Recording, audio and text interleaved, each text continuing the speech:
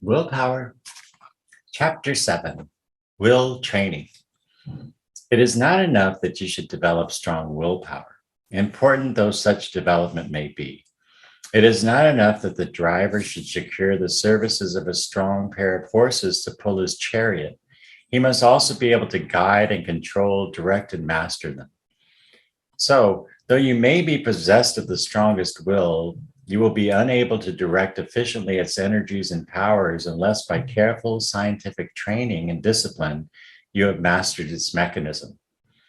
To train your will, you must teach it and cultivate it. You must educate it, exercise it, discipline it, so as to impart to it the habit and tendency to move along the lines which your reason indicates to be the most advantageous and efficient.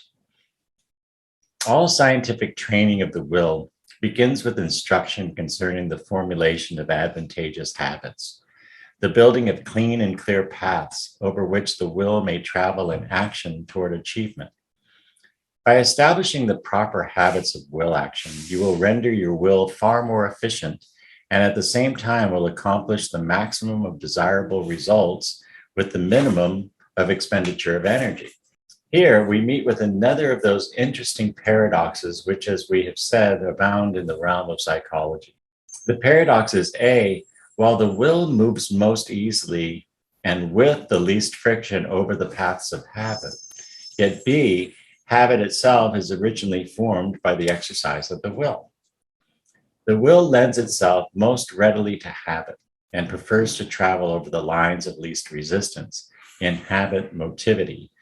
Yet, when set to the task, the will builds the lines and paths of advantageous and desirable habits over which it will travel in the future. It acts as does the strong and powerful stream of water, which first cuts for itself a deep channel in the earth, and afterwards travels through that channel as if bound and restricted by it. Both the stream and the will are bound and restricted by their self-built channels, but each creates for itself its future restricting and directing walls. Habit has its correspondence in material objects. In fact, all things seem to come under the rule of habit in some form. A piece of paper or a pattern of cloth will tend to fold more easily along the lines of the crease made by the first folding.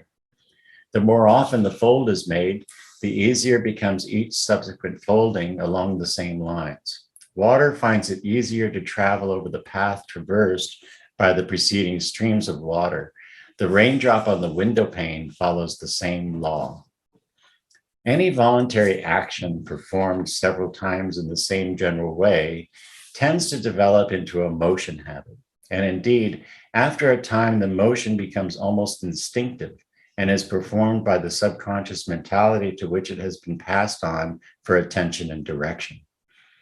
Each and every time you dress yourself or put on your shoes, you perform a number of habitual actions of which you are scarcely conscious. This is also true of your actions of walking, using your knife and fork, and other familiar performances which have become habitual to you. The value of habit in the training and education of the will is very great. Not only does habit, one, simplify the process of any given form of action, and two, lessen the degree of voluntary attention required for the performance of any given action. But it also, three, gives greatly increased weight and power to the emotional impulse toward any given action, thus increasing its emotional value and thereby enabling it to resist more effectively the demands and urging of an opposing set of emotional impulses and desires. When you have made a habit of efficient and advantageous will action, you will have progressed far on the road of the attainment of strong and efficient willpower. Rules for establishing habits of will. The following rules will be found most useful and effective in your task of establishing the proper habits of will. In applying them, you must employ your table of will values and your fixed standard to determine which particular habits you shall strive to develop, cultivate, and acquire. When in the following rules you come across the words the habit or the habits, you will understand that such terms apply to those habits which express the desires tested by reason, which stand well to the top of your table of will values, or else to minor courses of will action, which serve to further the interests of these high values. Here follow the rules. 1. Employ a strong initiative. In launching a new habit, employ a strong initiative. Put as much determination and motor energy as possible into the particular course of action at the start. Launch the ship of habit as far as possible into the stream of action, employing the full strength of the determination and will force at your command.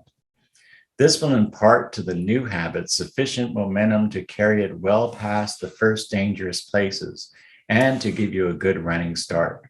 Your principal danger of yielding to temptation will come at the start. But if your momentum is sufficient to carry you past these earlier temptations, you will be able to more easily to resist the later ones. The longer you manage to postpone the time of the first temptations, the less power will those temptations have over you.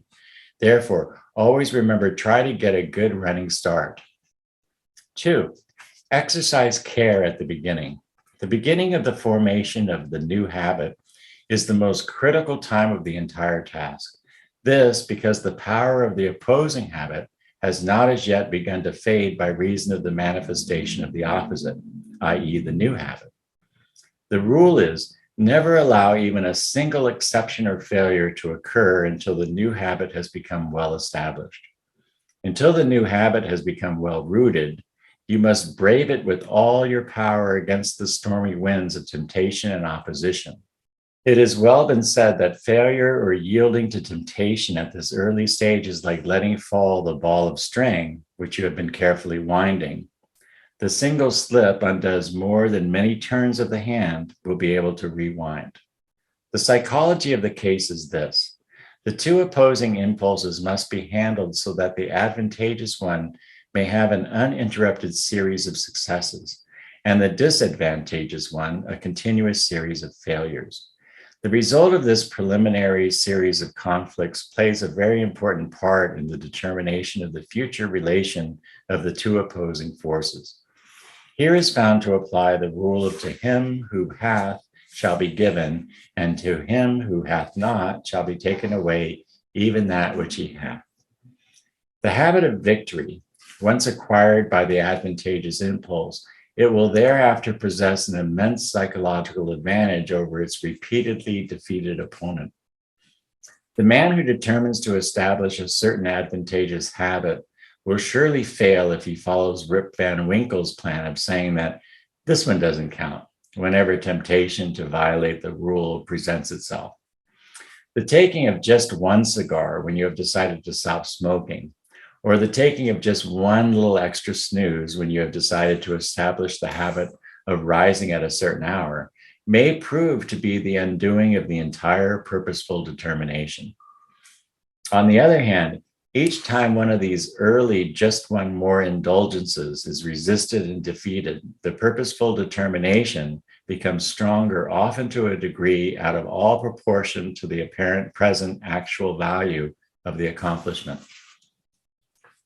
3, repeated performance. In establishing a habit, you should repeat the performance of the associated action as frequently as possible. You will, by that means, make clearer and wider the mental path over which you wish your will to travel habitually. Moreover, as a consequence, you will exercise the particular faculty which you wish to make strong and to develop in efficiency. The will is strengthened not by the mere mental determination to perform an action, but rather by the actual performance of the action itself. The path of motivity is created only by actually traveling over it, and the oftener it is traveled over, the easier becomes the future journey over it.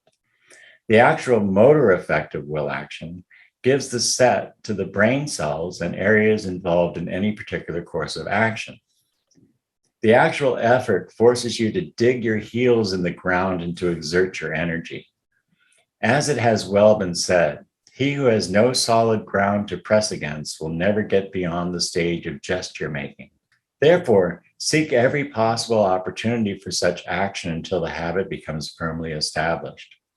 A lock works better after it has been used several times. A garment clings better to the body after it has been worn a few times. The cloth folds more easily in the crease after it has been folded a few times. And as an old writer once said, continued action is like a stream of water, which wears for itself a channel from which it may not easily be turned. Number 4, control the attention. So far as possible, do not allow the attention to dwell upon ideas suggesting a course of action opposed to that associated with the new habit.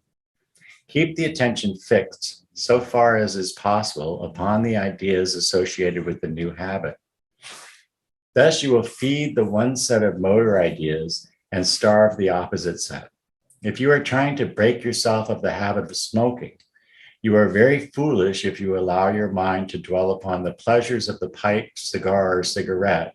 Instead, let it hold the suggestive ideas and mental pictures of the advantages to be gained by refraining from smoking, and above all, hold firmly before the mind the idea that you are demonstrating that you have a will strong enough to enable you to break an undesirable habit.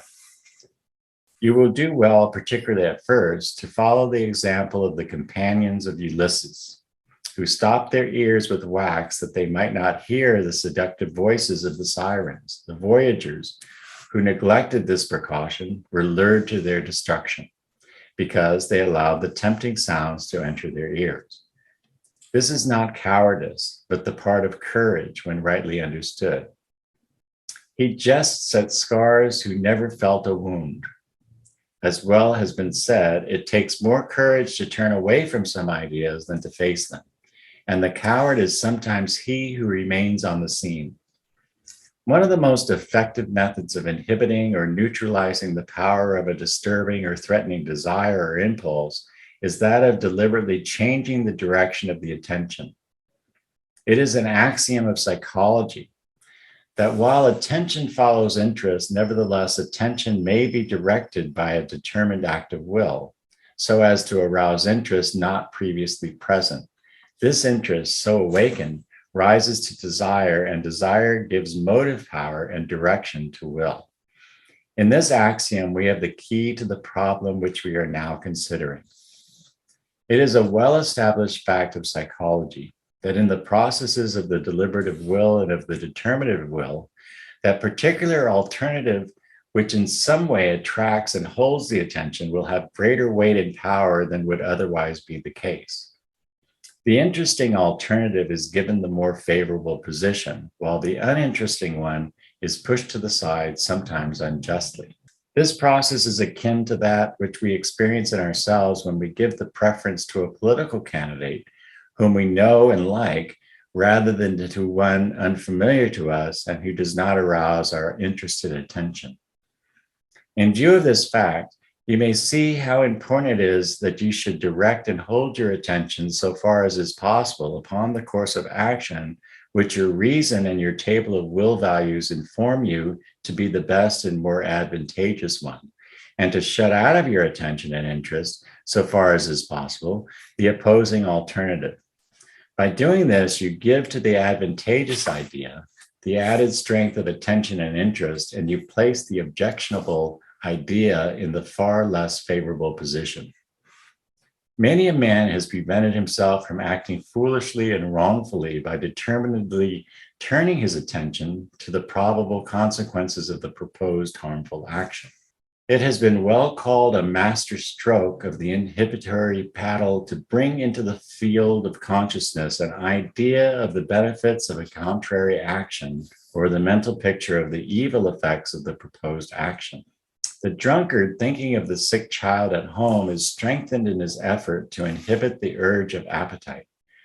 The more that Macbeth and his wife held in mind and pictured in imagination the idea of fame and power, the stronger grew their desire and determination to kill the king.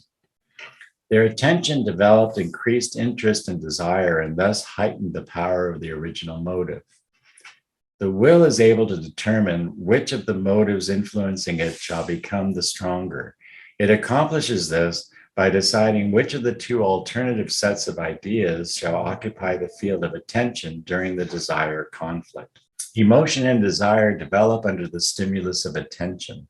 The will, being the master of attention, has the power to encourage or to banish the ideas calling forth the emotional feeling and the resulting desires.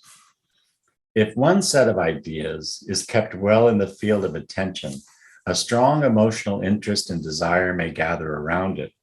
But if the opposite set of ideas is called into the field of attention and is then held firmly there, then the first set of ideas will lose interest and motive power. This principle is illustrated in one of Moliere's comedies.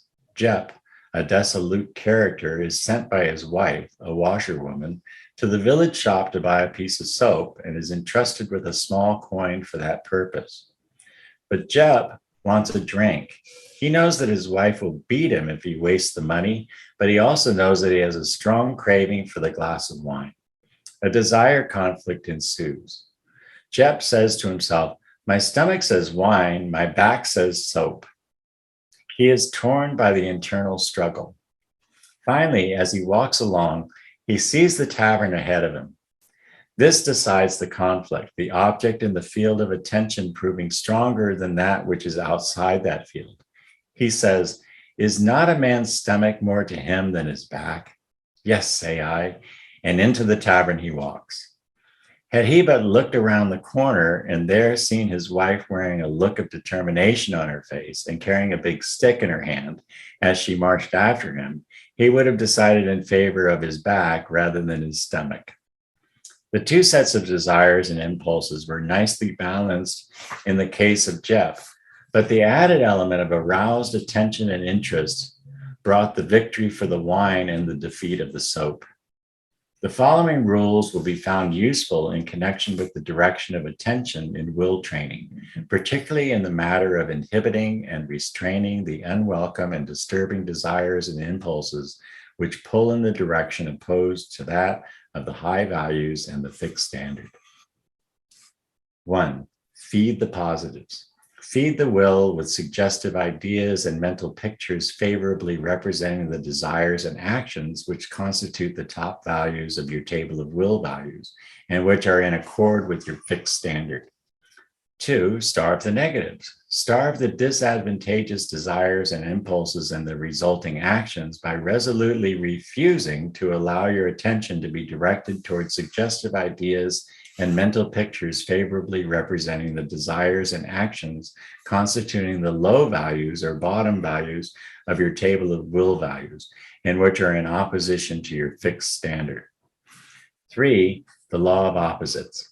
In cultivating an advantageous desire or impulse and its resulting action, resolutely refuse to allow your attention and imagination to become occupied with suggestive ideas and mental pictures favorably representing the opposite set of desires and impulses and their resulting action. In restraining, inhibiting, or neutralizing a disadvantageous desire or impulse and its resulting action, deliberately and determinedly direct your attention and imagination upon the suggestive ideas and mental pictures which favorably represent the opposing, i.e., the advantageous set of desires and impulses and the resulting actions. The reason for the above rule is as follows. 1. Attention and interest feed desires and impulses and strengthen ideas. Lack of attention and interest starve them. 2, by bestowing attention and interest upon one set of desires, impulses, or ideas, you tend to inhibit, weaken, and starve the opposite set. Both of these facts are highly important. You should memorize this statement concerning them. Exercises in will training. The observance of the rules stated in the foregoing portions of this section will be found to give the will considerable valuable exercise in will training. In addition to these, however, there are several general forms of exercises which will prove of great value to you in the direction of strengthening the fiber of your will and of developing your powers of steadfastness, resolution, and determination. By exercising your will against obstacles, opposition, and hindrances, those existing in the outer world, and those which have their abode in your inner world of habit, desire, and impulse, You give to your will a resisting power and an aggressive force which will make themselves felt in the affairs and conduct of your everyday life when you are required to assert your willpower and strength of will. Your attention is now called to the following principles and methods of will training directed towards these ends. Tempering the will along the lines of resistance. The practical thinkers of the race for centuries past have known that one of the best possible exercises for the development of strong willpower and for the efficient training is that of the deliberate and determined performance of certain selected unpleasant tasks.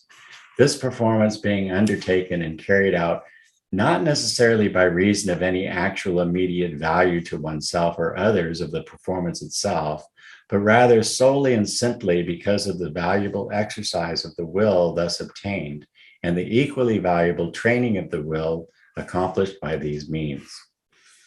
Many of the ancient occult teachers began the instruction of their pupils in this way, the result being that the persistent practice of this method, under the intelligent guidance of the teachers, developed and trained the pupils into veritable giants of willpower.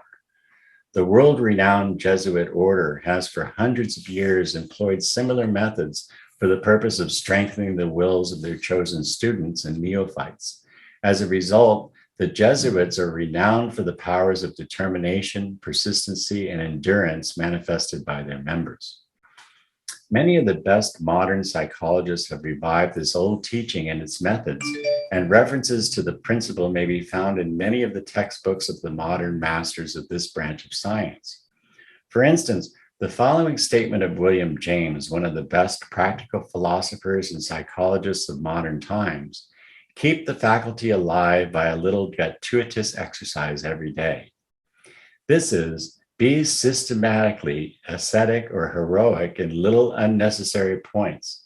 Do every day something for no other reason than you would rather not do it, so that when the hour of dire need draws nigh, it may find you not unnerved and untrained to stand the test. The man who has daily inured himself to habits of concentrated attention, energetic volition, and self-denial in unnecessary things will stand like a tower when everything rocks around him and when his softer fellow mortals are winnowed like chaff in the blast. See how closely the above resembles in practice the discipline of the ancient magi or occultists. Says Evelyn Underhill, the first lesson of the would-be magus is self-mastery. In its essence, magical initiation is a traditional form of mental discipline, strengthening and focusing the will. There is nothing supernatural about it. Like the more arduous, more disinterested self-training of the mystic, it is character building with an object conducted upon a heroic scale. Says Eliphas Levi, by means of persevering and gradual athletics, the powers of the body may be developed to an amazing extent. It is the same with the powers of the soul. Would you govern yourself and others? Learn how to will. How may one learn to will? This is the first secret of magical initiation, and it was to make the foundation of this secret thoroughly understood that the antique keepers of the mysteries surrounded the approach to the sanctuary with so many terrors and illusions. They did not believe in a will until it had been given its proofs, and they were right. Strength cannot prove itself except by conquest. Idleness and negligence are the enemies of will, and this is the reason why all religions have multiplied their practices and made their cults difficult and minute. The more trouble one gives himself for an idea, the more power one acquires in regard to that idea. Hence, the power of religions resides entirely in the inflexible will of those who practice them. The ancient and modern method of accustoming the will to face and to accomplish disagreeable tasks and to overcome disagreeable conditions by sheer determination is one of the very best systems of schooling and tempering the will. By accustoming the will to act in this way, you will school it so that it will act efficiently when similar conditions arise in actual life. This has well been called tempering the will along the lines of the greatest resistance. The will trained in this way is always ready to meet disagreeable emergencies, no matter how suddenly they may present themselves, nor how serious they may be. It has well been said of men trained in this way that while others will be crying over spilt milk, the possessors of trained wills of this kind will be hunting for another cow to milk, or may even have found such a cow and to have actually begun to milk her. On the other hand, the person who carefully and habitually endeavors to escape unpleasant tasks, disagreeable facts, and uncomfortable circumstances lacks such preparatory training of his will. When he is actually confronted with disagreeable circumstances or apparently disastrous conditions, his will be unequal to the task of overcoming them. The men who have pushed and elbowed their way to the front ranks of endeavor in any of the walks of life have developed wills of this kind. Some of them have obtained the development by strenuous experiences in the University of Hard Knocks, while others have anticipated and forestalled this by scientific preparation before the day of the actual examination. Life is filled with disagreeable tasks and uncomfortable circumstances. To perform the first and to master the second requires the trained will. Wise is he who learns his lesson before the hour of trial. He is doubly armed for the fray. Training of this kind has been likened to fire insurance on a house. It costs something in effort and self-denial, but it is something laid by for the hour of need. It is the great reserve fund of habitual will action upon which you can draw in the time of necessity. The importance of such training cannot be overestimated. It is like starting and maintaining an account in a good savings bank. You add to it little by little, and you accumulate rapidly by reason of the compound interest drawn by your deposits. A well-known teacher was wont to advise his pupils to do something occasionally for no other reason than that they would rather not do it, if it were no more than giving up a seat on a streetcar. Napoleon had a will trained along these lines. His will was so completely under his control that apparently, without any emotional struggle, he could enter upon courses of disagreeable, difficult, and unpleasant action, even though they involved the greatest hardships. You will find numerous opportunities to exercise your will along this line of training. Every day will furnish you with such. Do something which you particularly dislike to do. Do it not because there is any special merit in the doing, but solely and simply because of the training it will give your will. It is related of a certain man that he was discovered one day carefully studying John Stuart Mill's great work on political economy, a subject which he loathed and for which he lost no opportunity to express his aversion.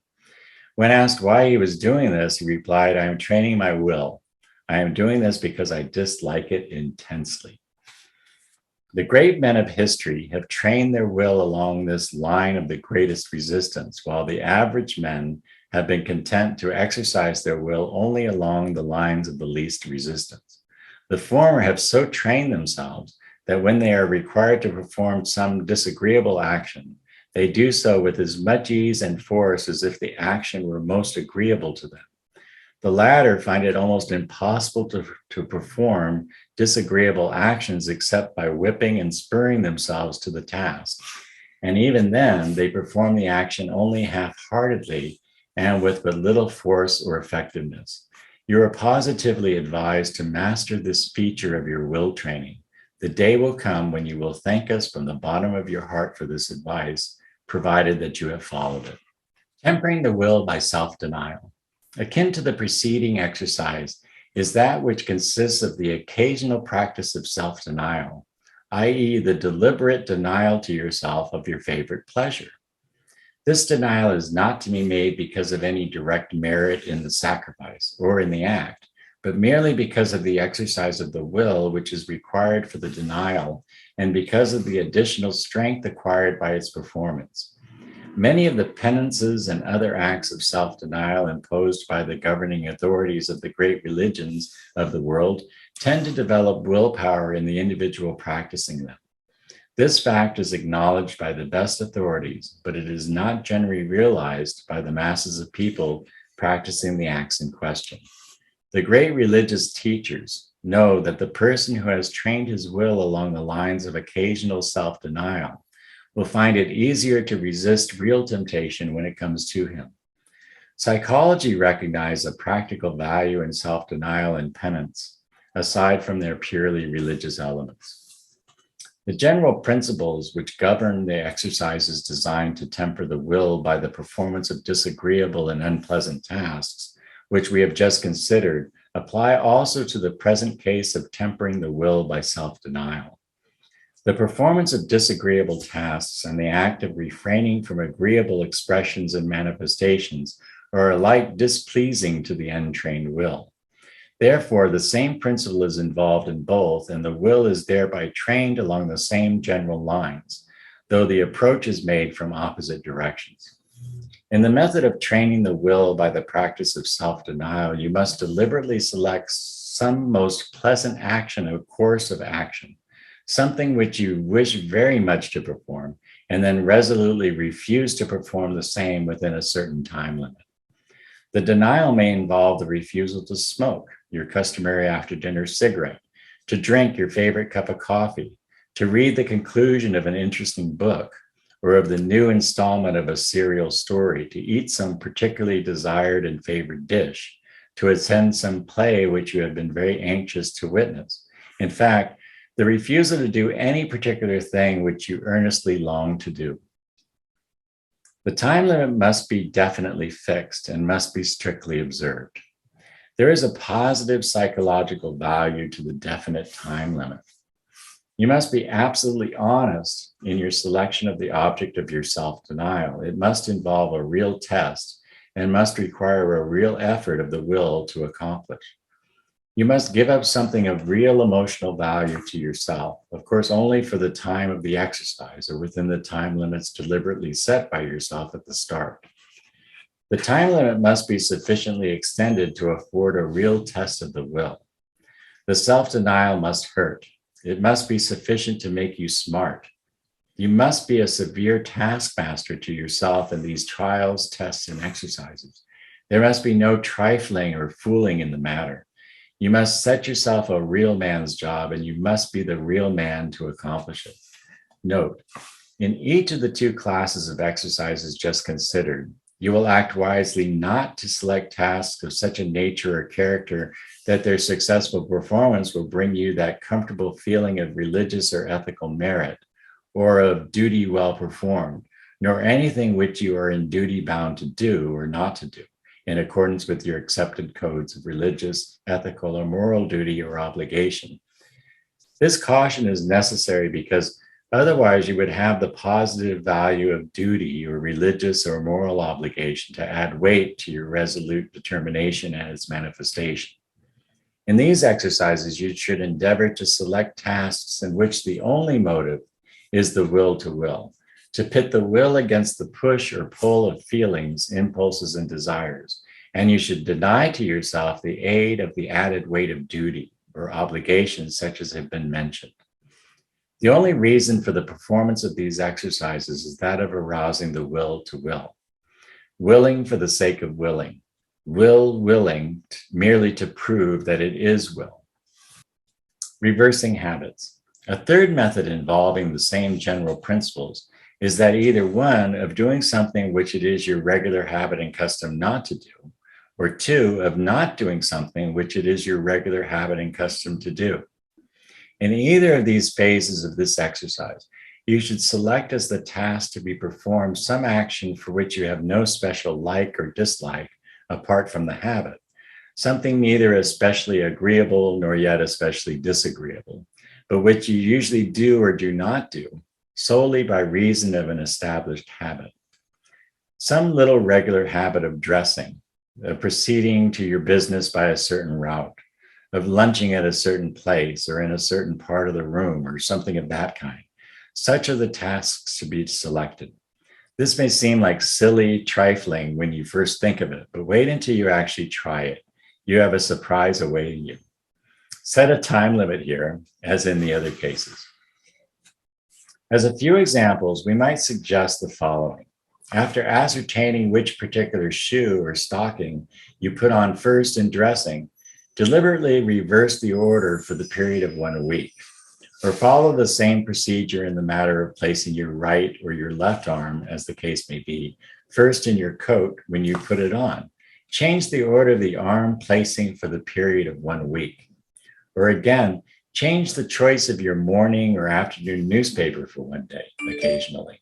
Or pursue a different route from that usually followed by you in traveling from one place to another daily or oftener.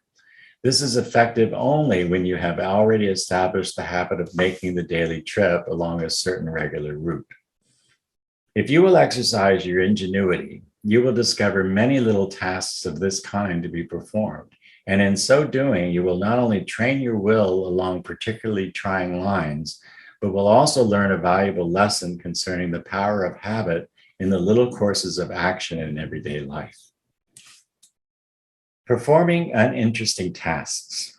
Another method, and one greatly favored in some quarters, is that of deliberately performing some monotonous, purposeless, and uninteresting task just for the sake of willing to will. For instance, 1, sitting on a chair for 5 minutes with the arms crossed and the feet pressed together at the sides of the shoe soles. 2, walking to and fro in your room for 5 minutes, touching a number of articles in regular order as you pass them. 3, counting and recounting a number of small articles for 5 minutes. 4, changing your chair at every count of 25 for 5 minutes. 5, reading backward and forward a certain paragraph of a book. This one, for instance, for 5 minutes.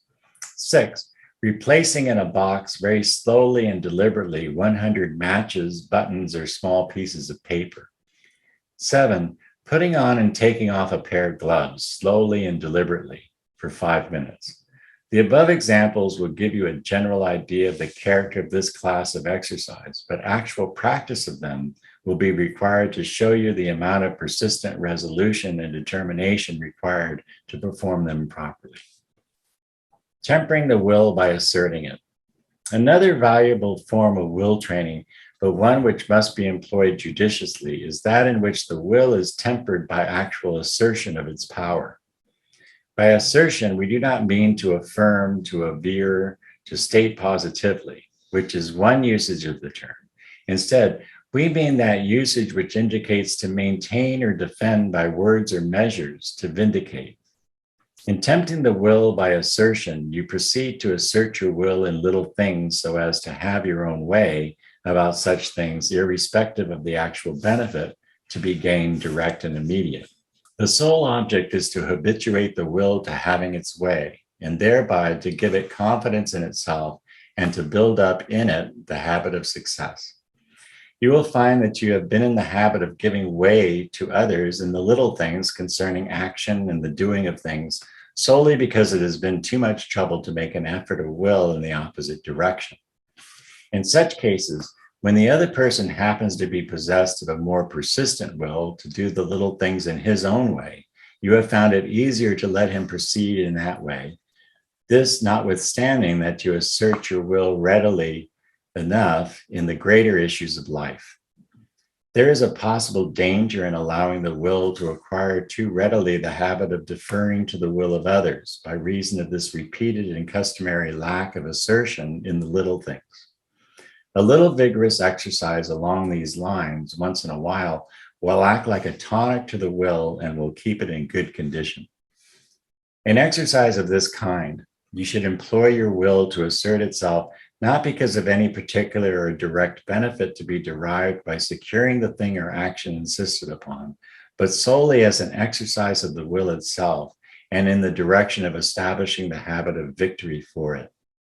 In fact, in such exercises, you should select something in which nothing of real value is involved, something of no consequence. The exercise should proceed absolutely along the lines of the will to will and not along those of the pursuit and attainment of something desired for itself. It should be like a physical exercise pursued solely for the purpose of developing and strengthening the muscles and not for that of performing useful work or attaining some actual desired object. Here, a word of caution is needed. Do not make the mistake of asserting your will wantonly or for the purpose of overriding and humiliating others needlessly. Again, do not so use it as to create for yourself the reputation of being stubborn or unreasonable, or for having your own way regardless of the rights of others. Avoid all exercises which will attract attention to yourself or to your motives in the matter. You will find enough opportunities to exercise in this way without this drawback. Finally, do not insist upon having your way in the little things when by so doing, you jeopardize having your way in the greater things in view. And equally, do not insist upon having your way if your own way is the wrong way and the other way is the right one. Mix common sense and fair play in this exercise of the will. The exercise will be all the better by reasons of this. But with the above cautions in mind, get into the habit of having your own way in the little unimportant things, at least once in a while, just to get the habit well established and to keep the machinery of will well oiled and running smoothly. Do not let your will get rusty or gummed up by reason of disuse and lack of exercise. Bracing the will with affirmations. You will find it beneficial to follow the method of bracing the will with affirmations of its own powers and possibilities. Affirmations and statements of this kind act as a veritable will tonic and invigorator. Along these lines, you may use with effect the poem of Ella Wheeler Wilcox, quoted in section 1 of this book, also the quotations given in section 6 of this book, in which are expressed the thoughts of some of the great minds of the race concerning willpower and its possibilities. All these quotations have been selected with some particular important point in view. You may also employ in this way the master formula of attainment, which is 1, definite ideals, 2, insistent desire, 3, confident expectations, 4, persistent determination, and 5, balanced compensation. And likewise, the slogan, I can, I will, I dare, I do. You might add to the list any favorite quotations of your own, provided that they serve to inspire, energize, and strengthen your purposeful determination and to awaken the will consciousness. Finally, you will do well to add to the list the quotation from Loomis on the last page of the next section of this book. The method of procedure here is as follows. Read over each selected quotation, aphorism, maxim, or other affirmative statement until you have extracted its full spirit and essence and have caught the thought of its originator. Then carefully and thoroughly memorize it so that you will be able to recall it readily and without undue effort. You must know it by heart as well as you do the words of your favorite song or verse. Take plenty of time for the task, but do not drop it until completed. But do not take up a second selection until you have thoroughly mastered and completed the first. After you have these affirmative selections at your command, get into the habit of recalling them to memory from time to time. Do this at any time of the day when you have a few moments to spare, while on the streetcar, while walking along the street, while waiting in the hotel lobby for someone, while waiting for your train in the station, etc. Meditate upon them, get the inspiration and power from them. Also at night, just before going to sleep, recall these selections or statements one at a time and fall asleep thinking about them. If you should happen to awaken in the middle of the night, don't worry about loss of sleep or be filled with the fear of insomnia. Instead, let your mind play with these affirmative statements and allow your soul to bathe itself in their spirit. General suggestions concerning will training. In addition to the special examples of exercises and methods of will training which have just been recommended to you, you will find it useful to invent and construct exercises of your own designed for the same end, or to create variations or combinations of the exercises and methods to which we have called your attention. Any and all forms of will exercises are beneficial, providing that they set before the will a clear, defined task which is not beyond the powers of the aroused will to accomplish, provided that the will sets itself earnestly to the task of accomplishing it. It is absolutely essential that the will should face the task bravely and to determine resolutely to accomplish it fully. The exercise must also always call for effort on the part of the will if the will is expected to benefit by it. An occasional isolated effort benefits the will but little. Repeated and reiterated effort is required.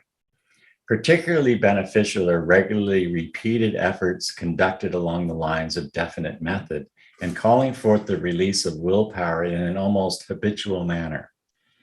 In such cases, you would do well to focus your willpower and to concentrate it upon some one end. Cultivate the habit of concentrated will action in your exercises.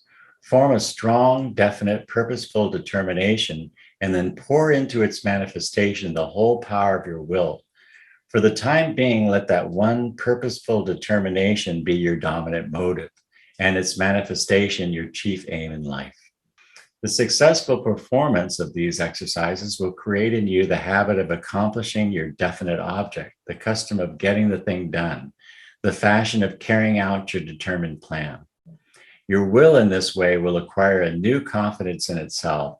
It will acquire the habit of succeeding. It will approach more difficult tasks with a new spirit of confidence and expectation of success. A bolder and braver spirit will animate it, and it will proceed to the new and more difficult task with the spirit of the conqueror. It will have learned how to grapple with a difficult situation as earnestly as one does with a physical enemy.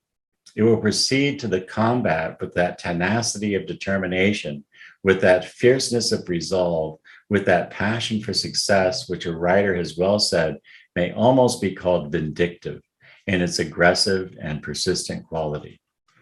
Do not let the apparent triviality of the tasks cause you to undervalue their importance in your will training. As has well been said, willpower is built up by a gradual process of practice on the smallest things, and every act of self-conquest in one sphere of life makes the battle easier in all the other spheres. Exercises of this kind, inspired by the determination to gain strength and power of will and its definite direction and control, if persistently conducted, will inevitably lead to that which you seek to gain from them. But as a celebrated teacher has added, will exercises must be methodical and well regulated as to degree and length, or else they are perhaps worse than useless. We need scarcely remind you that there is no exclusive virtue vested in any one of the particular tasks which we have suggested for your practice and exercise. You may substitute almost any others for them, and in fact, you will do well to use your ingenuity and powers of invention in that direction. The one thing always to be observed in this connection is that the particular, special, and definite principles mentioned by us must always be involved and included in your exercises. Again, you may exercise along the lines of either one, of performing some positive actions during a certain fixed time, or else two, of avoiding the performance of some particular actions during such time. The one is a positive form of exercise, the other is the negative form. The new motive. When you have learned to perform the will training exercises of the kind outlined in this section of this book, you will have made an interesting discovery concerning your feelings, impulses, desires, and will action. Heretofore, you have performed your will action solely by reason of the push or pull of some strong feeling or desire. And you have seen that all will action is caused directly or indirectly by feeling and desire. Now, in the performance of these exercises, you will have found that you are acting apparently without the push or pull of the feeling or desire. In fact, in several of the exercises, you will be actually acting against such push or pull. Then you may well ask, what is the motive of my action? What is its motive cause? Here, at this point, you make the discovery in question. You will find that you have aroused within yourself the will feeling, the will desire, the will impulse, those strange emotional states which are satisfied and contented solely by the exercise of the will for the mere sake of willing, without regard to the intrinsic value of the act. You here make the acquaintance of the will to will, that unique mental state which seems to arise at the very center of your mental being, deeper than any feeling, any emotion, any desire, any impulse. Here is the will willing to will, moved only by will, and gratifying only will. This strange mental state is definable only in its own terms. There is nothing else with which to compare it, nothing with which to define it. It must be experienced in order to be understood, but once experienced, it will never be forgotten by you. If you are interested in this newly discovered mental state, which at least we trust you have already found manifesting in yourself, we strongly advise you to consider carefully the next following section of this book. In it, you will find your new feeling and consciousness indicated in further detail. If you have not already made this interesting and important discovery in yourself, you may now be on the verge of it. If so, the reading of the following section entitled Will Consciousness may perhaps hasten the hour of your deliverance and make easier your new birth into dynamic willpower. The man or woman who experiences will consciousness is reborn in will, this time into the world of the will to will, in which the mastery of will is the normal condition and the habitual state.